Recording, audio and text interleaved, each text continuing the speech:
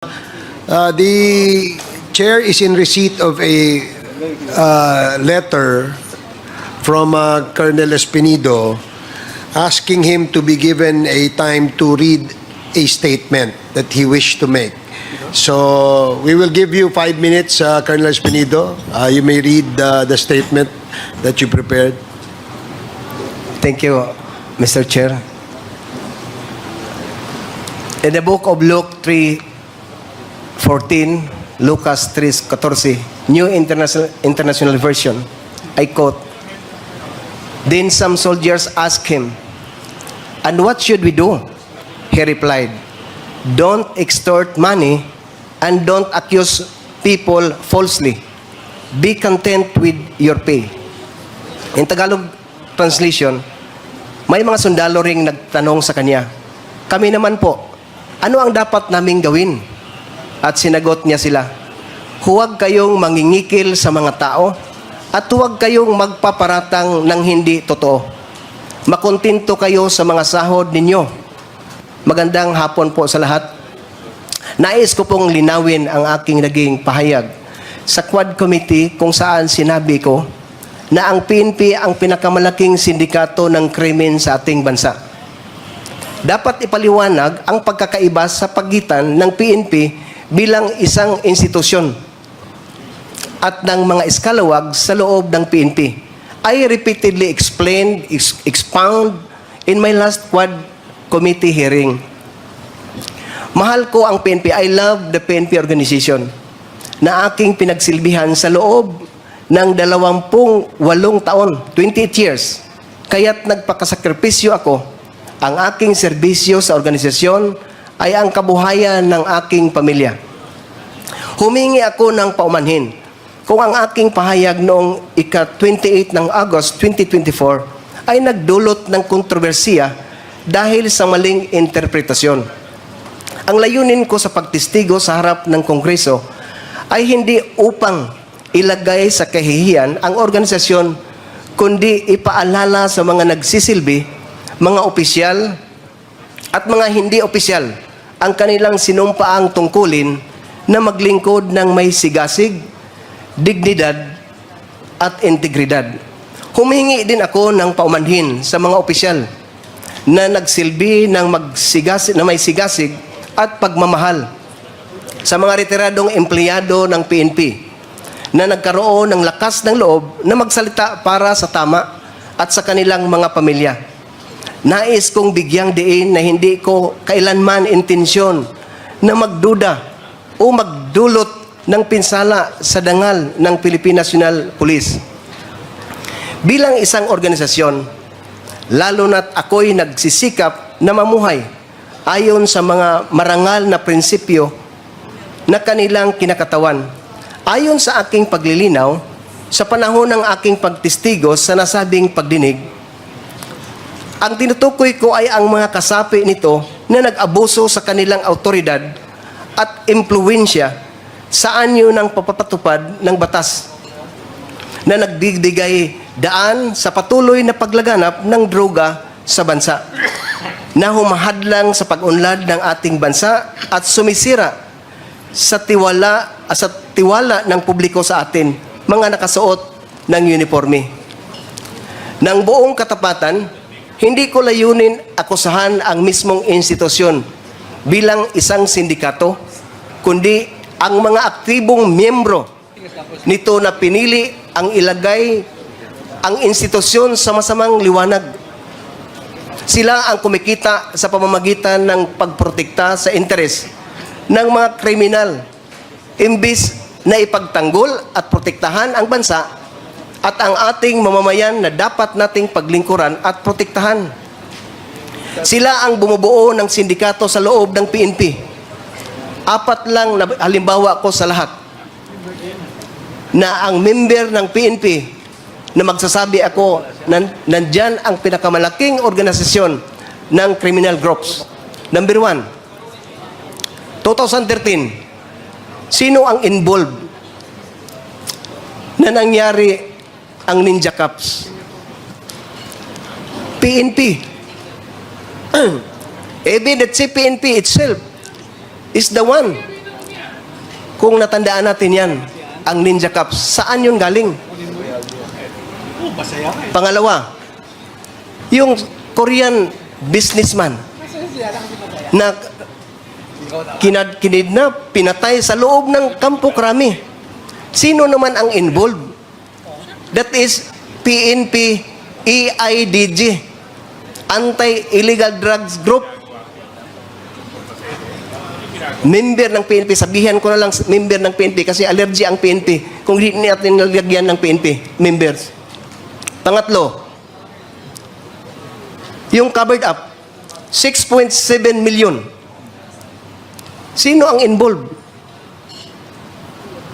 Ang PNP pidig na naman.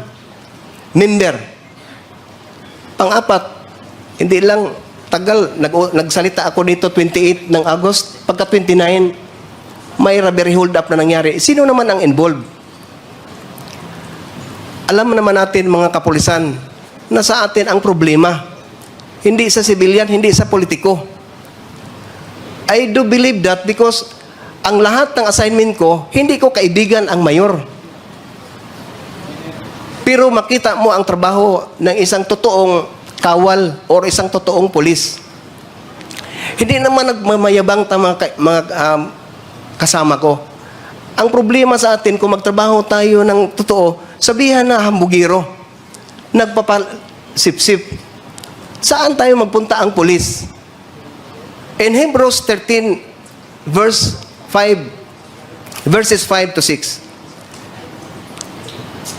nagsasabi dito, iwasan nyo ang pagiging sakim sa salapi.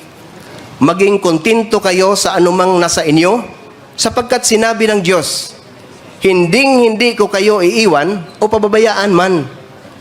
Verse 6, kaya buong pagtitiwalang masasabi natin, ang Panginoon ang tumutulong sa akin, kaya hindi ako matatakot. Ano ang magagawa ng tao laban sa akin?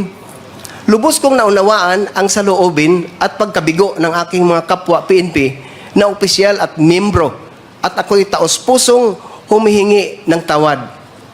Umaasa ako sa institusyon na tingnan ang aking pananaw sa mabuting paraan at kumilos ng masigasig laban sa mga kriminal na elemento sa loob ng organisasyon.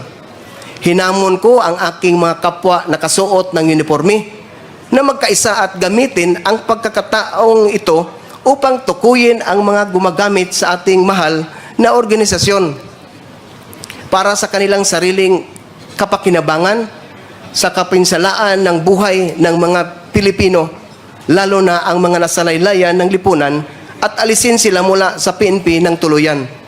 Ilang linggo na lang bago ang aking pagreretiro, sa kalooban ng Diyos, if God's will, ako'y nanalangin na maalala bilang pinakamalaking tagapag-ambag sa pagbabago, pag-alis ng mansa sa imahe, at sa pagbabalik ng kaluwalhatian at dangal ng PNP. I say to this, pro-God government with God-fearing PNP.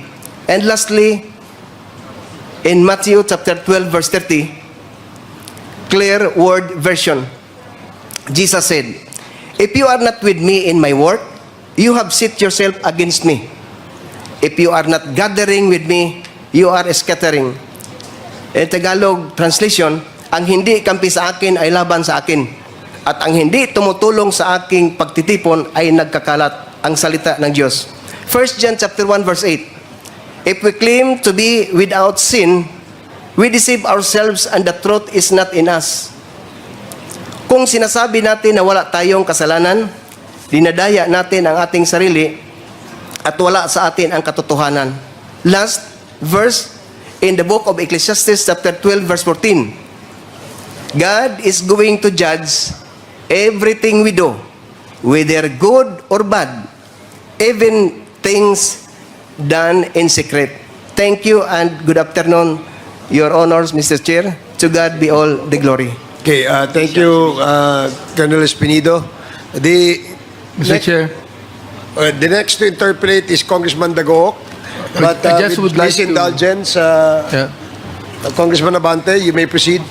Mr. Chair, I'd just like to ask Colonel Espinido, Kayo po ang naging station commander sa Calbiga, Samar, am I right? Gandara, Samar, Your Honor, Mr. Chair. Sino po naglagay sa inyo ron as station commander?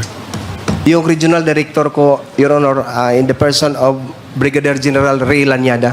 And then kayo po ay naging station commander sa Misamis. Right after sa Gandara, Samar, Your Honor, Mr. Chair, nagipi ako ng San Miguel, Leyte, before Yolanda, Okay. for 6 months. Kay San Miguel Leyte po kayo. Sino Yes. po naglagay sa inyo ron? Yung regional director ko pa rin. Doon Your po Honor. naman sa Usamis. Nung kayo ay naging Ang Chief PNP mismo, Your Honor. ang Chief PNP mismo. Sino yes. po yung Chief PNP? Senator Bato na ngayon, Your Honor. Okay. Ito po bang pagkakalagay sa inyo sa Usamis ay mayroong basbas ng Pangulo ng Pilipinas? Ng dating Pangulo? Noong una, Your Honor, I talked directly to the Chief PNP, General Bato de la Rosa. Then, right after, yung presidente na mismo ang Okay. kausap ko. So meron pong basbas ng Pangulo yan. Yes, Your Honor. So ibig sabihin, hindi kayo pwedeng ilagay na station commander ng anumang, especially, yan pa nga, hindi